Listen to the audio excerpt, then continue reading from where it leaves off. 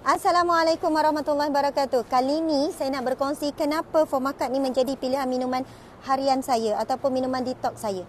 Saya paling suka bahan utama di dalamnya adalah daun mulberry. Asalnya saya minum adalah kerana saya suka menikmati teh tanpa gula, tapi saya naikkan kualiti kepada minuman teh tanpa gula yang berkhasiat. Tetapi dalam jangka yang panjang saya dapati berat badan boleh stabil. Kalau sebelum itu agak struggle juga untuk saya kekalkan berat badan. Saya perlu berat badan yang ideal, yang saya tahu berapa yang saya perlukan untuk saya boleh berdiri dalam tempoh yang lama, saya berduduk dalam tempoh yang lama, saya kekal energetik dalam tempoh yang lama.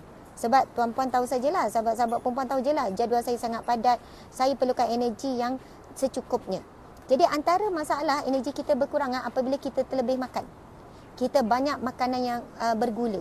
Dan mulberry antara kebaikannya adalah dia mengurangkan craving gula. Jadi tak rasa sangat nak minum minuman bergula. Craving tu. Lepas tu makanan bergula. Contoh kalau dulu kalau makan kek tu boleh habislah satu slice kecil ke kan. Tapi sekarang satu mulut je. Manisnya. Tiba-tiba rasa macam badan kita dah mula tak selesa dengan gula yang berlebihan. Subhanallah. Jadikan Formakat sebagai minuman pilihan anda. Saya juga telah bertukar kepada Formakat.